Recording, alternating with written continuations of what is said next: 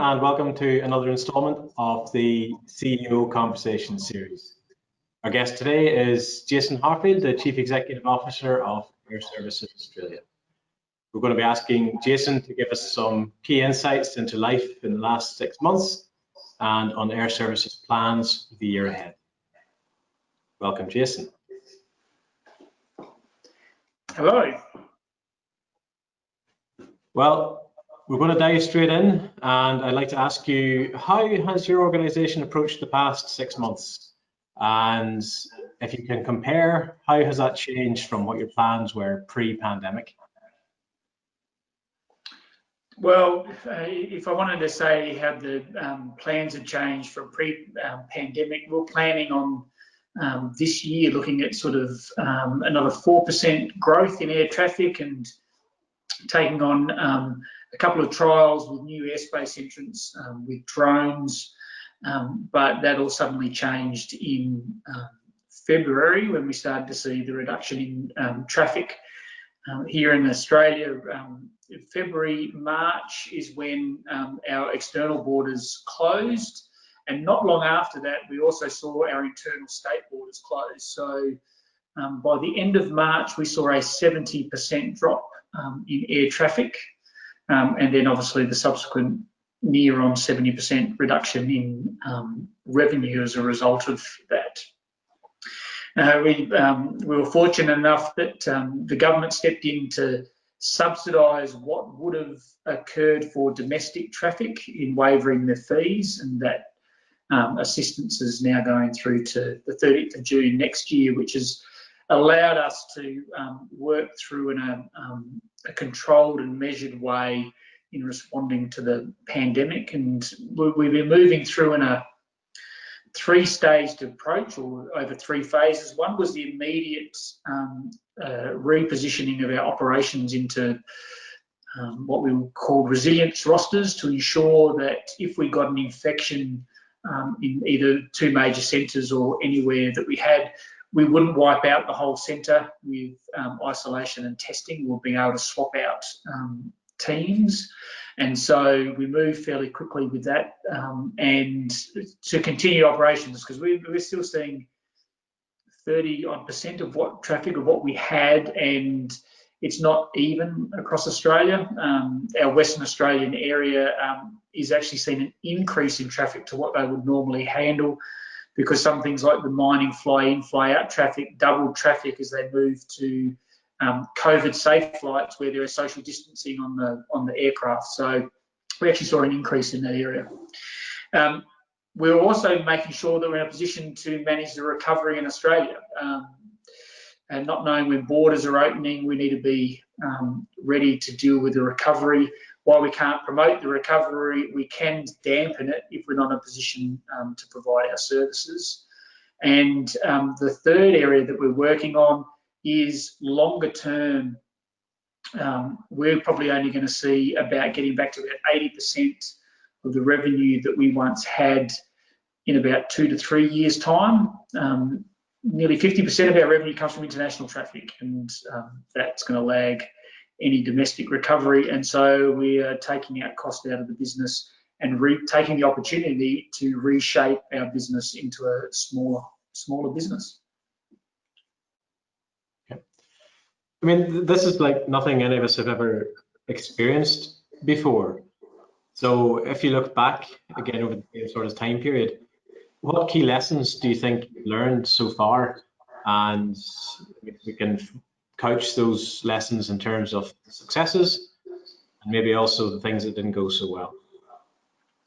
I think the first lesson in this is that as an air navigation service provider, crisis management are us. I mean, that's one of our sort of core attributes, is sort of crisis management, and we were able to adapt fairly quickly to that crisis. But the one thing that we noticed, while we can move and adjust that way, making it sustainable and then recovering in a way that is different in going forward is going to be the challenge that we have. And the fact that in that normal operating decision making in a crisis is it means that you can move quickly, but not necessarily in a manage the short and the long at the same time.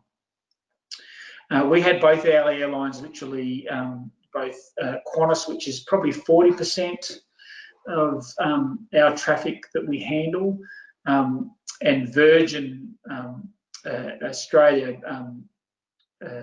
went into administration as a result. So the adjust is there, but it's making sure that we're in a position to be able to provide the right services that match the needs of our customers, because our customers were laying off staff, shutting down, but at the same time we need to continue to operate, and sometimes that disconnect was causing concern. The thing that we're most concerned about going forward is that the old playbook that we once had in dealing with recoveries is not going to be able to work this time, because the industry that recovers and comes back is going to be very, very different. You mentioned earlier the word resilient in terms of your rostering, and if we take that away from almost the direct operations and into the wider industry, how do you think the entire aviation industry, the supply chain, the stakeholders, how should we all work together to build resilience? If you think about aviation as an ecosystem, one of the things that COVID and the pandemic has shown is just how susceptible that parts of that ecosystem are susceptible to something like a pandemic. As a result, that in coming back and dealing with that and maintaining the resilience and I'll talk about just the aviation system ecosystem as a whole, means that the relationships were once there, whether it's suppliers, whether it's various stakeholders with the ANSP, all have to shift and change to the sort of the new operating environment. In other words, the transactional nature that a supplier and a customer has may have worked when we're sort of looking at various equipment or technology previously, but now not only are there new players involved, but as an ANSP, I can no longer afford, if I've got less of a revenue base, to be able to, for example, procure, own, and operate certain technology. So we've actually got to form partnerships and actually move into more of a managed service arrangements, as an example, because you no longer have the revenue base. And so to maintain the resilience, because at the end of the day, all our roles have not changed. For example, as an ANSP, we are still here to ensure the safe access of all those people that want to access our skies and ensure that they're safe.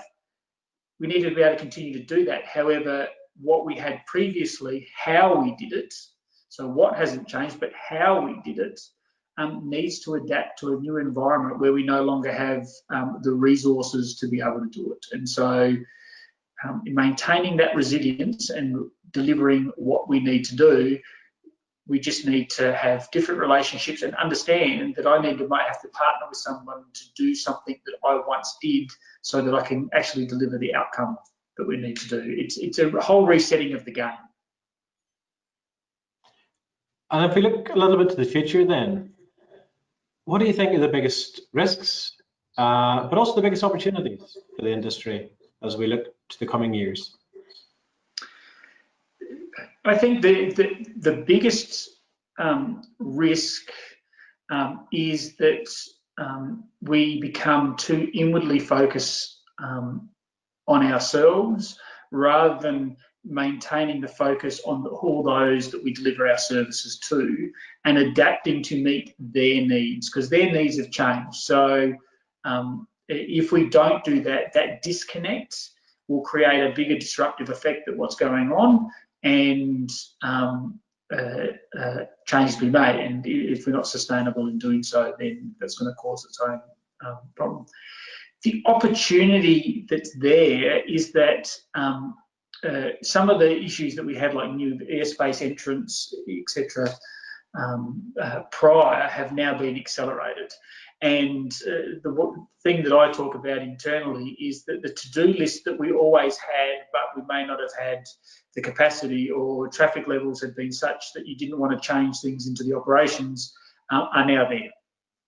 And so how do we make sure that we seize on the opportunities that exist and in the thing? So we see more opportunity in the current environment than downside, even though there are a number of risks, but it's just making sure that we're managing those risks so we can seize the opportunities. Okay, then a final question. We're going to play a little game. What 3 words would you use to describe the ATM community? And if you feel like telling us why, please. Yep. So I'd use the words resilient, critical, and disrupted. Resilient in the sense that that goes back to the point I was making about crisis management. As a community, we are a very resilient community, because if you think about what we do every day, it is about resilience, and so we're able to build on that. Critical is because we need to be there to ensure the safe access to our skies. That's our role. That hasn't changed because of the pandemic, and so globally. And so we are critical in being there to manage the recovery in the aviation industry as a whole, but also to manage new airspace entrants that are going to seize on the opportunity, because new use cases are coming into the use of drones. Here in Australia, for an example, because of our border closures between states, passage of medical supplies are being used by drones. It's things like that that will come in, and so how are they getting managed as well? So we have a critical role. Just another analogy from Australia is that aviation supports have been nearly 6% of GDP. So as the air traffic service provider, we underpin the safety and efficiency and operation of the aviation industry, so it's critical. And the third one was disrupted. And it's one of the things that I think that we're mindful of, is that not only aviation, but the ATM community is being disrupted at the moment. COVID is disrupted. I mean, COVID is the ultimate disruptor. It's disrupting society. It's disrupting personal relationships, but it's also disrupting ATM. And it's about whether we seize the opportunities and adapt to that disruption, or we cling to the old playbook, and somebody else will provide the needs of those that we need to provide our services to. Jason, thank you very much for your time. Thank you for your answers, and we hope to see you soon. Thank you. Hopefully in person.